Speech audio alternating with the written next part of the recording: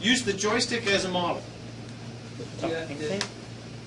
There's this thing called the dev ref. Remember the device reference. So we're going to take the output from that servo and connect it to the get angle. And you notice that data type matches. So what are we going to get out of the get angle? The angle. Thank you. That's kind of a stupid question, actually. So I'm going to right-click on the output, and I'm going to create an indicator. Okay? So that indicator, if we go to our front panel, we see that it's created an indicator right on our front panel, so that we're going to be able to see a live update of what the angle is. And the next thing we want to do is set angle. I'm just going to move that over. So we're going to use the device ref again. So you see how we can chain these functions together by using the device ref in and the device ref out. Let me ask you a question. Review from the first part of the thing. Which of these functions is going to run first? Get angle. Why? Because the wire goes out. Exactly, because we've set up a data dependency by chaining the device ref together. That's really important, and that's a nice way within LabVIEW to make things happen in a certain order. Okay. And so what do we need on the set angle? An angle. Ben, you glazed over one thing and said that the data types match. Ah. I don't think you mentioned before what happens if they don't match. Well, let's try it. A good example of something that won't match is connecting our joystick device to our servo device. And we get a broken wire. And if you hover over the wire, it will tell you that you've connected two clusters with different contents. You tried to connect a joystick to a servo. Okay? You're right. I glossed over that. And I think we'll probably, that's as deep as I'll go into that topic. That's a really good point. So what do I need in order to set my angle? On my front panel, I need a control. Yes, thank you. So what I'm going to do is I'm going to create a numeric control, and I'm going to choose a knob type because I think it's kind of pretty. And I'm going to set that to be 0 to 180. It only does a half turn. Thank you. Set that to be between 0 and 180. So when I created that knob, it created a terminal, and that guy we're going to hook up to the angle input here. Okay. So, yes, question? If you go back to the panel, Yep. it's not actually 180 degrees, it's more like 70. Is there any way to change that? Yeah, you can change the range of the knob by just changing these numbers. No, like to slide it so it actually corresponds to the 180. Oh. Yeah, you can turn this, and you're going to get a live update as you go. Okay, so did I miss anything? Am I ready to run? No. So you can control the set angle from the laptop itself? You can control the set angle from the laptop itself. Yes, that's a really good point. So in this application, where is the program running? On the C-reel, on the target. But where is our knob? Computer. It's on the dashboard, on the laptop. So you can control and view things live in this manner. In competition, you're probably not going to work that way. You're probably going to give it a command to say, go to this angle. So like on the joystick? On the joystick, or you'll have a joystick mapped to the servo or something like that. Okay? So what am I missing? Why? Let me try and run. Someone already said, but this is a good opportunity to point something out. If I try and run, we see we got a broken arrow. It's actually going to tell us what the problem is. Servo close required input is not wired. So it's a nice way to tell you what the problem was. You see down here, I've created my servo close, but I didn't hook it up. So where does that have to come from? We just follow the pattern, and we connect that back up there. Okay? So let's go back to the front panel, and I'm going to run it again. Save changes.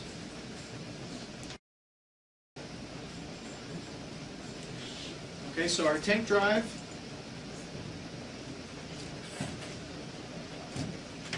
is it working? No. No. You on. Oh, It just started working. Oh, did it? Okay, that's probably a good point. Now it's not. Did you press something else? Yeah, I must have pushed something else. No, But what no. Your battery's almost dead. Oh. Your battery's almost dead. Oh, so okay. it's going into Yeah. a power save mode. Okay, good to know. We'll just leave it there for now. We're going to go into the exercise in a second. So, assuming a battery wasn't dead, we'd still be driving, because we haven't changed that part of the code. But now see what's happening? We've got, those of you who are nearby can hear it kind of trying to get there. I'm giving it a command, and you see the readback? It's slowly going to the desired angle. So there, we've added servo control. Okay. Any questions? Yeah? The error in error out for motor control. What does that actually do? Excellent question. The question is, what about the error in and error out for motor control? Actually, the error in and error outs are on everything. Well, at least they should be. Well, they're not. But they're in a lot of things. Basically, one of the benefits of using this device ref to chain multiple functions together is it lets you put them in sequence. You can also use the error in and error out to do the same thing. Because whenever you connect the input to the output to the output to the output, then you're creating a data dependency and you can force things to happen in a certain order. That's a secondary benefit. What do you think is the primary benefit of the error signal? Error handling, right? It will tell you if there is an error. If you have done something wrong, if you have put something into an invalid state or you've given it an improper input, your error output will tell you that. So it's, in general, good programming practice when you're doing LabVIEW programming to use those error ins and outs, because then you can monitor them and see when something went wrong. Yes, Sean? When you take your error out and put an indicator on the panel to search out error information? Yes. And is that just a... I'll show you what that looks like. That's a really good point. So let me use a couple of these. So let me show you what I'm talking about. Right now, which runs first? The watchdog feed or the servo get angle? Same time. Same time. They happen at the same time. In other words, we can't tell. Why not? There's a race condition. It's not really a race condition. A race condition means there's some potential for something to go wrong. Really, there's no data dependency between them. There's nothing saying go here first or go here first. So they're just going to happen essentially simultaneously. And sometimes that's fine. We don't care whether we read the servo angle before we feed the watchdog or not. Sometimes we do care that certain things happen in the right order. So if we were to chain up all of these error signals,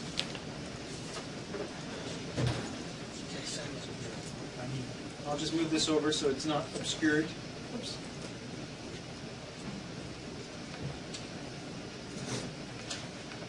And we can also create an indicator of the error state. So what does that look like on the front panel? It's a little bundle of information which contains the status. So check mark is good, X is bad, and if there were an error, and I don't think we'll be able to simulate one right now, there would be some sort of number here and some sort of description here that told you what the problem was. And really good LabVIEW programmers, even if they're creating their own sub-VIs, will put error handling in so that when you end up building a program which has hundreds and, in a lot of cases, thousands of sub-VIs, you don't have to go guessing where the error happened. Okay? So if we were to run this, we wouldn't see any errors, but that's what an error signal looks like. Yeah. Cool. 1:25, which leaves us about half an hour for a Q&A workshop type of session. Before we kind of call it quits with this part of the presentation, are there any other questions? Yes, sir. Ben, by wiring the errors, did you just set what would go first and second? Absolutely. Yeah. Okay. Absolutely. So we can use that to direct our program? Yes. I just want to maybe take a second and say thanks to everyone for coming out. I've been really impressed. As I mentioned at the beginning of this session, this is my first year being involved in an FRC competition. I'm a long-time LabVIEW user and a long-time LabVIEW instructor and educator. And just what I've seen in this couple hours today, I'm blown away by how quickly you guys can pick this stuff up. Mentors too, but mostly I'm talking to students. Okay? So, mentors a little bit longer. Absolutely. So I just want to congratulate everyone for their answers and their participation today. I think this has been a really good session. I'm not going anywhere. I think we're still in the room for at least another half an hour. I'm happy to answer any questions. I mentioned before that, and I gave you a link to my website, which is lvmastery.com/tipjar. Will let you see the videos based on this and the other stuff about the joystick. Please feel free to check that out. Just very quickly want to mention, if you have any mentors, part of your teams, that may be interested in a little bit more LabVIEW training, we can do that as well. And if you wanted to come talk to me about that, I'd be happy to.